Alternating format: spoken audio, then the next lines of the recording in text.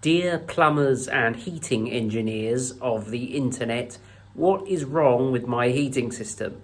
So I've bled the radiators a lot, and I think I've got a lot of air out, but occasionally I still hear some air rattling around in some of them. But there is another annoying thing, which no doubt you will hear any second. Did you hear it? Sounds like a whining person, like me. This is not a combi boiler, so it's whatever the opposite of a combi boiler is. I have loosened this screw and bled this pump. Can't really tell if there's any air coming out, but when the heating system gets up to sort of operating temperature, it takes about an hour and a half. That's when it starts this annoying noise, which hopefully you'll hear again now that we're in here.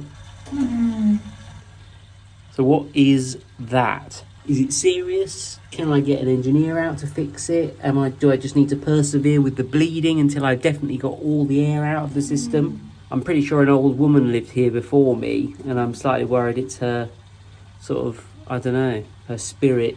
But perhaps you've got a more scientific and objective explanation. Please let me know.